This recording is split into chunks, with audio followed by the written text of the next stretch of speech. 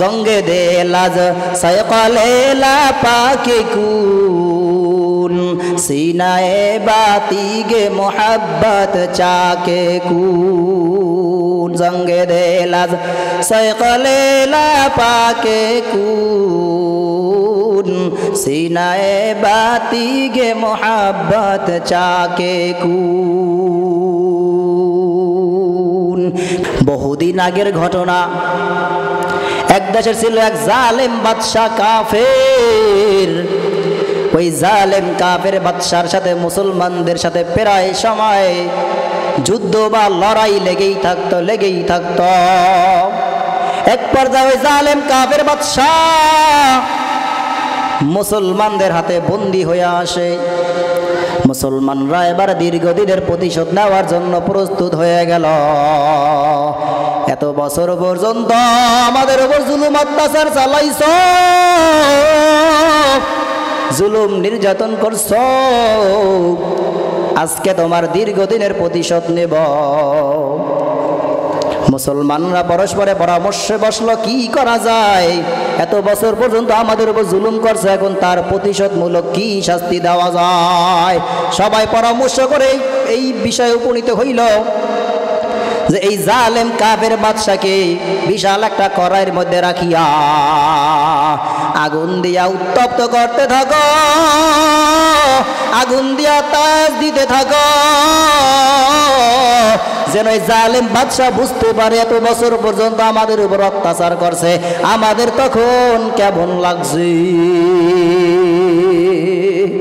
এবার ওই পরামর্শ অনুযায়ী ওই কাফের জালেম বাদশাকে বিশাল এক কড়াইয়ের মধ্যে রাখিয়া আগুন দিয়া উত্তপ্ত করতে আছে, গরম করতে আছে, কড়াই গরম করতে আছে। আর ওই জালেম কাফের বাদশা আগুনের তাপের কারণে ছটপট করতে আছে। বেদিক হইয়া কি করবে কাফের বাদশা, শুধু ছটপট করতে আছে, কি করবে। ওই কাফের বাদশা তৎকালীন সময় তারা মূর্তি পূজা করত, তারা মূর্তিকে খোদার মতো মনে করে, তারা মূর্তিকে মনে করে কিয়ামতের ময়দানে তাদেরকে এই মূর্তি হেফাজত করবে, সাহায্য করবে, সুপারিশ করবে। তারা মনে করতো যে এই মূর্তি, যদি মূর্তির পূজা করি, মূর্তির কাছে আমরা সাহায্য চাই, মূর্তির পায়ে সেজদা করি, তাহলে কিয়ামতের ময়দানে এই মূর্তি আমাদেরকে সাহায্য করবে, সুপারিশ করিয়া তাদেরকে জান্নাতে নিয়ে যাইবে। তারা এরকম মনে করত। এই জন্য জালেম কাফের বাদশা নিরুপায় হইয়া এবার তাদের ওই মূর্তির কাছে, তার যেই মূর্তিকে পূজা করত, ওই দেব দেবী অথবা মূর্তির কাছে সাহায্য চাইল যে আমাকে এখান থেকে বাঁচাও, আমাকে আগুন থেকে বাঁচাও। মূর্তি তো আর বাঁচাইতে পারে না, বাঁচায় কে জোরে কাহা। ওই মালিক মাওলাকে একবার জোরে ডাক দেন আল্লাহ, আরেকবার জোরে ডাক দেন আল্লাহ। বিপদে পড়লে বাঁচাইবে কে? আল্লাহ, আল্লাহ বাদে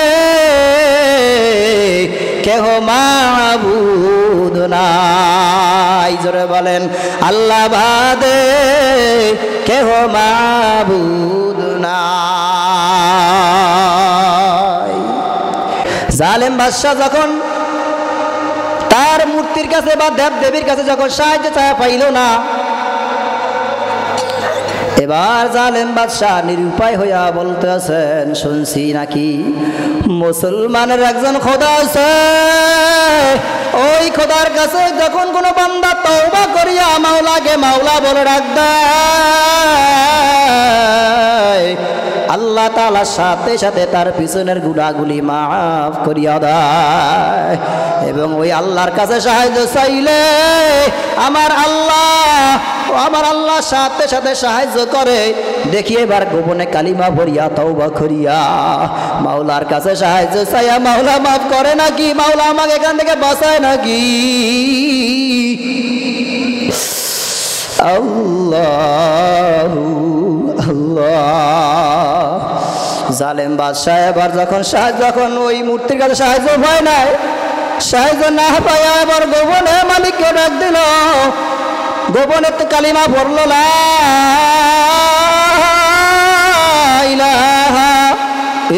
ইল্লাল্লাহু মুহাম্মাদুর রাসূলুল্লাহ।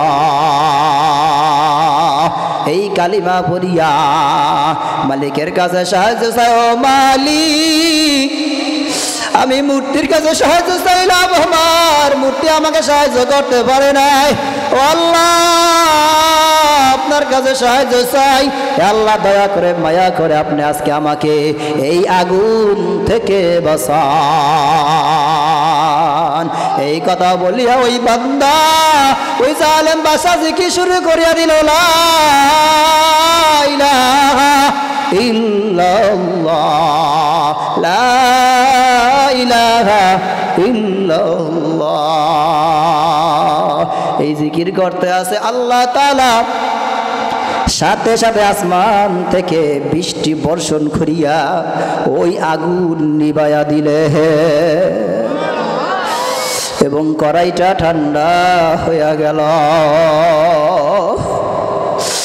ওই জালেম বাদশা আবার জিকির করতেই আছে, জিকির করতেছে, লা ইলাহা ইল্লাল্লাহ জিকির করতেই আছে। হঠাৎ আল্লাহ পাক রব্বুল আলামিন আসমান থেকে এমন জোরে একটা বাতাস পাঠিয়ে দিল, এমন জোরে একটা ঝড় তুফান পাঠিয়ে দিল, যেই ঝড় তুফানের কারণে ওই কড়াই সহ ওই জালেম বাদশাকে উড়াইয়া ওই দেশের শহরের মধ্যে নিয়ে ফেলাইছে, যেই শহরের সমস্ত মানুষগুলা ছিল কাফের। আর ওই জালেম বাদশার জবানে চলতে আছে কিন্তু লা ইলাহা ইল্লাল্লাহ। যখন ওই শহরের কাফেররা দেখলো জালেম বাদশার এই অবস্থা কেন, জিজ্ঞাসা করলেন, ভাই আপনি তো আমাদের বাদশা, আপনার অবস্থা এরকম কেন? বলতে আছেন, শোনো শোনো,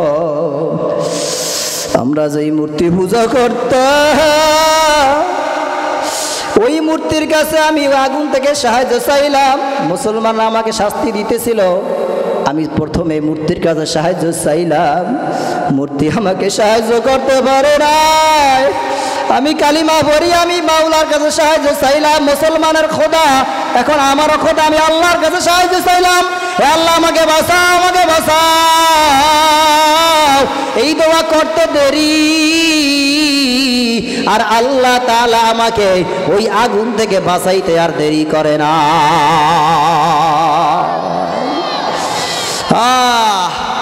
জবানে জিকির চলতে আছে, লা ইলাহা ইল্লাল্লাহ। এই ঘটনা শোনার পর ওই শহরের সমস্ত কাফেরগুলা দলে দলে কালিমা পড়িয়া লা ইলাহা ইল্লাল্লাহু মুহাম্মাদুর রাসূলুল্লাহ, এই কালিমা পড়িয়া দলে দলে মানুষ কাফেরগুলা সব মুসলমান হয়ে গেছে। জোরে কোন সুবহানাল্লাহ। তাহলে মাওলার জিকিরের মধ্যে মজা আছে না নাই? মাওলার জিকিরের মধ্যে অনেক মজা আছে ভাই। জিক্রুল্লাহ মে ক্যা মজা হয় জাকির উসে পুছিউ। মাওলার জিকিরের মধ্যে কি মজা, যারা মাওলাকে সকাল বিকাল বসিয়ে ডাকে তার কাছে জিজ্ঞাসা করেন মাওলার জিকিরের মধ্যে কি মজা।